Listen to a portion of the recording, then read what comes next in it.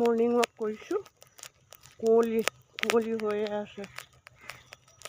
এইফালৰ পৰা আহি আছোঁ, এফালে গৈছিলোঁ।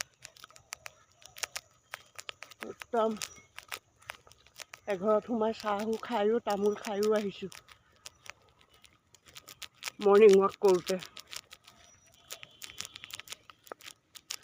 এইখন জংঘল, হাবি, বাহনি বৰ বিশেষ নহয়। ইয়াতে অভাৰব্ৰিজ বহিছে আমাৰ ঘৰৰ ওচৰতে। গতিকে অভাৰব্ৰিজৰ এইটো কেম্প হয়। এইখিনি বাঁহ কাঠ আছে ইয়াত, বাহনি এফালে গোটেই।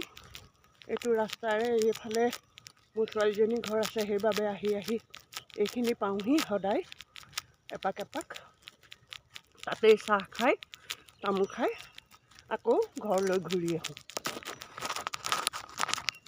এইটো কেম্প হয়।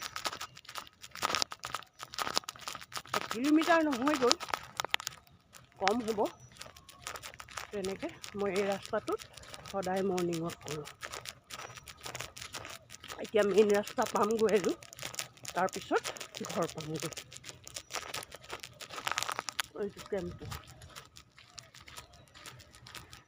গতিকে এনেদৰে সদায় মৰ্ণিং ৱাক কৰিলে শৰীৰটো ঠিকে থাকে।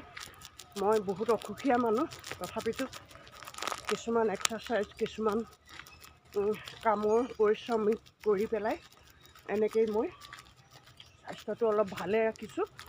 বহুত কাম কৰিব লাগে মোৰ, বহুতেই কাম কৰিব লাগে ঘৰত।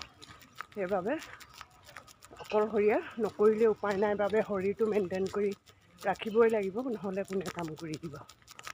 গতিকে এনেকৈ মৰ্ণিং ৱাক কৰোঁ সদায়। আপোনালোকেও কৰেনে? কোনে কৰে মৰ্ণিং ৱাকত? কোন যায় জনাবচোন কমেণ্টত।